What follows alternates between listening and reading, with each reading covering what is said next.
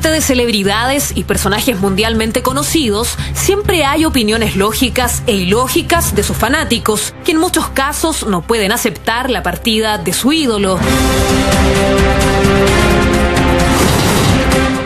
Quizás uno de los casos más recordados es la muerte del príncipe del pop Michael Jackson, de quien hay muchas teorías respecto de su muerte. El informe forense oficial afirma que el cantante murió por una mezcla de fármacos suministrada por su médico de cabecera, Conrad Murray. Sin embargo, algunos han planteado que Michael Jackson fingió su muerte y se instaló en México.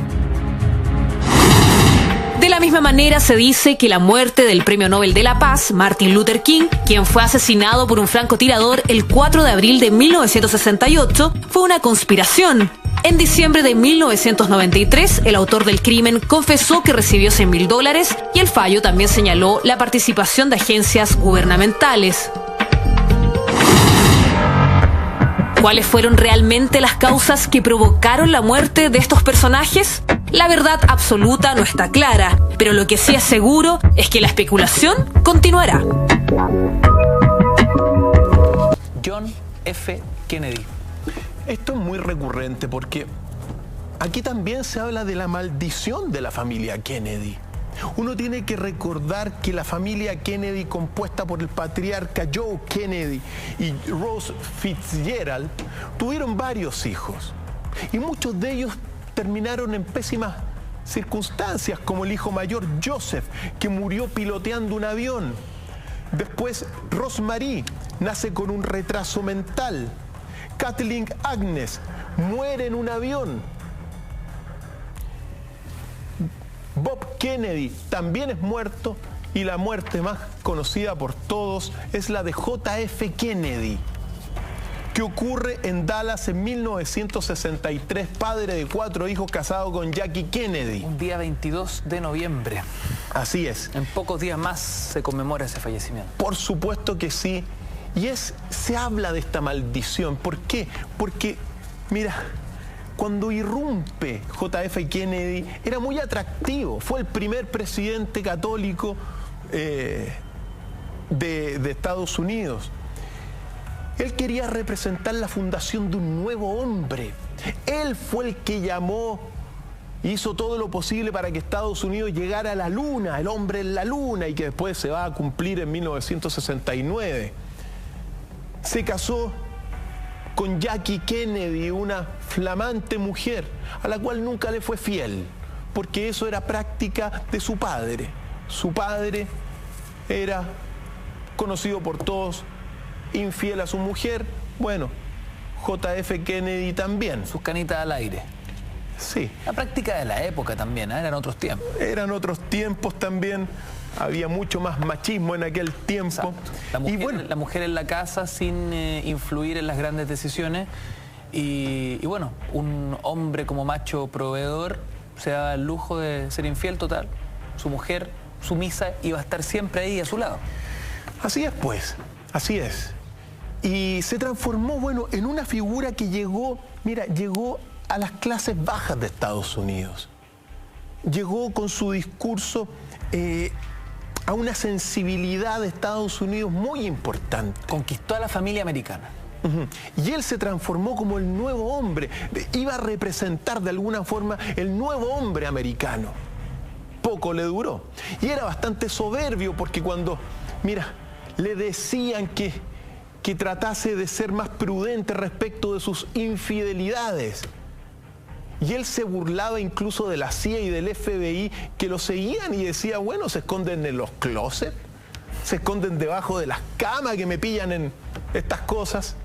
Hasta que uno sabe también que incluso, como lo conversábamos la semana pasada, hace unos pocos días atrás, la semana pasada, tuvo también un romance con Marilyn Monroe. Exacto. Muy bullado, y que generó una tremenda polémica que habría terminado después con, la aniquilación por conspiración de Marilyn Monroe en un episodio de esos oscuros también que hemos revisado.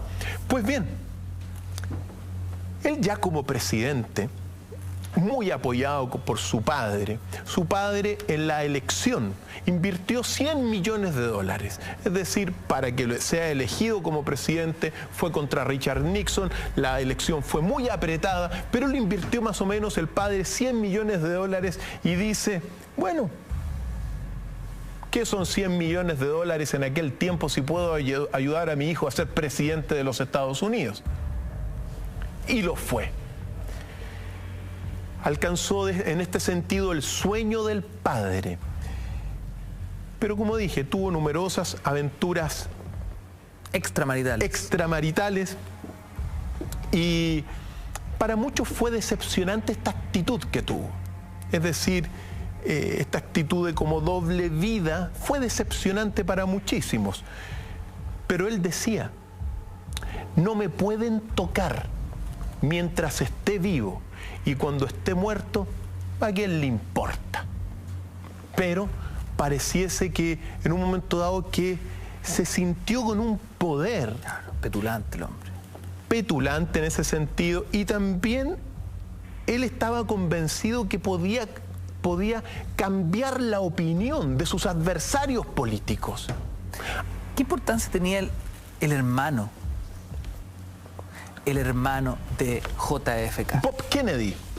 Pues Bob Kennedy fue su principal, digamos, compañero, fue asesor, tuvo un cargo muy importante en el gobierno de Estados Unidos, lo acompañó en su periodo y después Bob Kennedy heredó también el patrimonio político que dejó trunco JF Kennedy.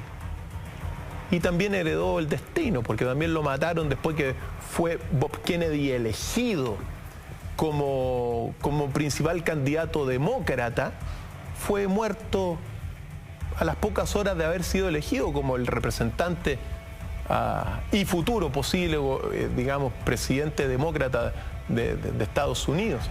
Entonces, siguió el mismo destino en ese sentido, lo mataron de un balazo a Bob Kennedy.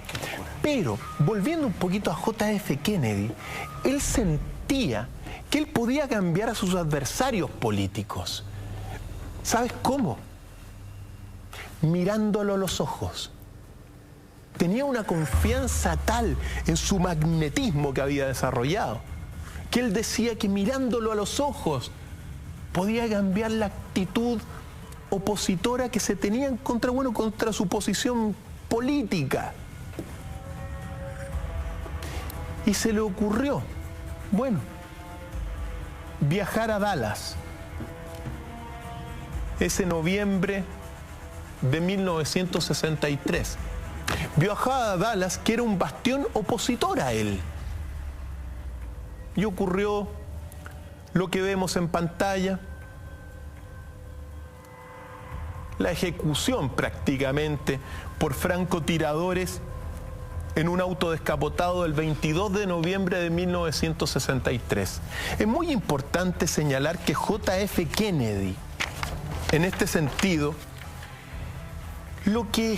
una de las cosas que nos va a meter en esto de la conspiración y en la causa fue que él, desde su posición política y religiosa como católico, denunció directamente a este gobierno en las sombras.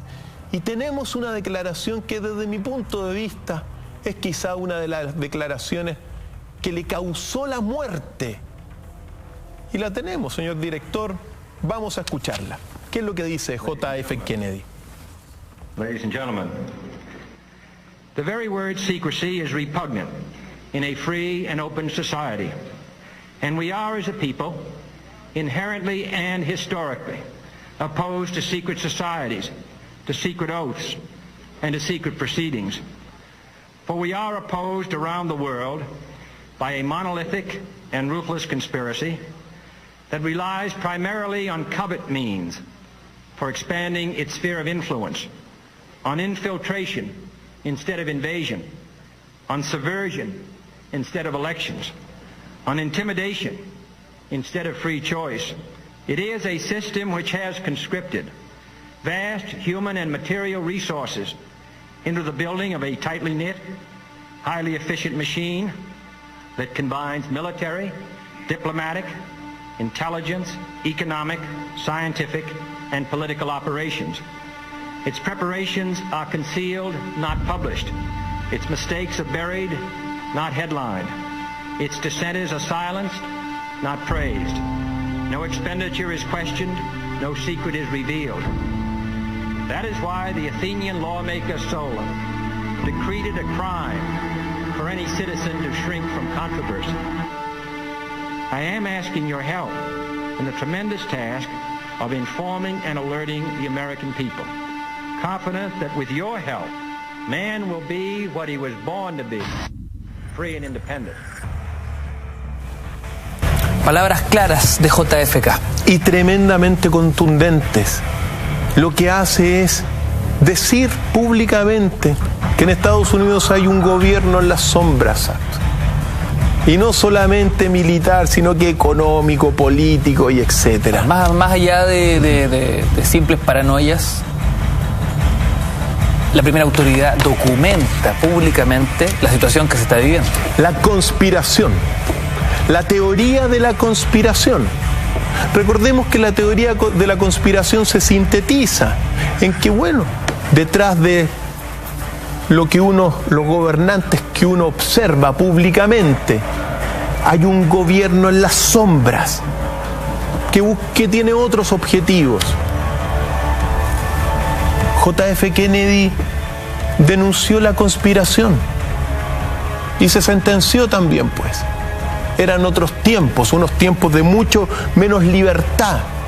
Él va a comenzar en ese sentido porque él dice, el ser humano es libre e independiente. Pues ni libre ni independiente, porque ese 22 de noviembre de 1963 lo esperaban más de un balazo, porque a JF Kennedy el tema es que lo mató más de una bala. No una bala simplemente. Esa es la gran controversia.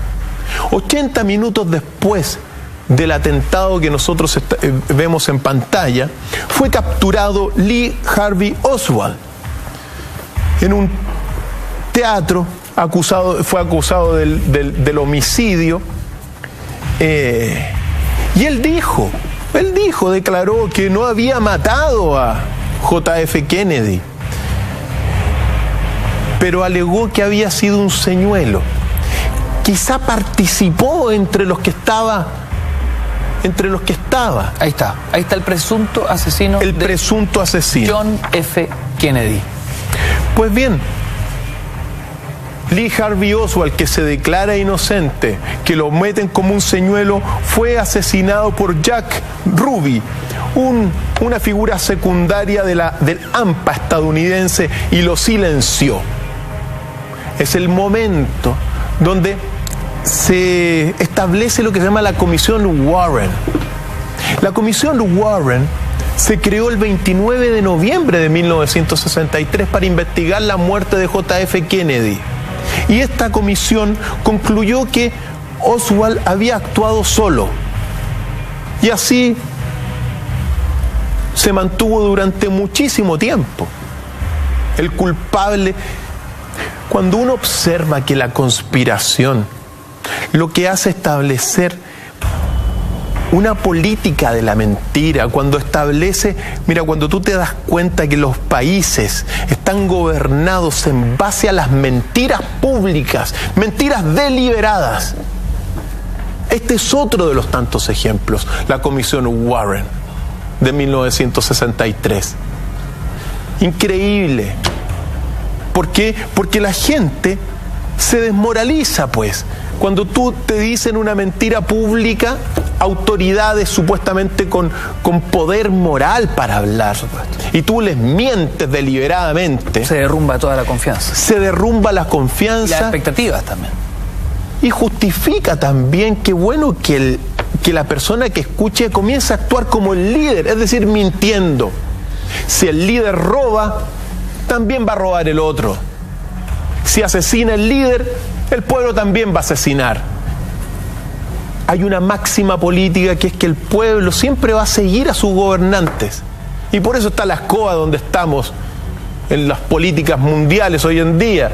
y se están desestabilizando estos países, muchos países, por un imperio de la mentira. Pues bien, debieron pasar muchísimos años, hasta 1976, cuando el Comité Selecto de la Cámara para los Asesinatos y Magnicidios, que comenzó a reinvestigar el asesinato de Kennedy, declaró públicamente que había sido una conspiración donde participaron agentes de la CIA, del FBI, del Departamento de Justicia, del gobierno estadounidense también de la época. Entonces, muerte por conspiración, pues, uno de los magnicidios que recién, mira, a veces recién se están releyendo estas cosas, porque durante mucho tiempo la gente ha estado dormida en la mentira y recién ahora se releen estas cosas ya con argumentos bastante sólidos. Por eso uno no tiene que olvidar también lo que fue el funeral de Kennedy en ese sentido, porque el funeral de Kennedy fue parecido incluso al de Abraham Lincoln, una cosa muy simbólica, muy sentida, pero que terminó en estas circunstancias. Ahora, como te decía, toda la herencia política la tomó Bob Kennedy, su hermano.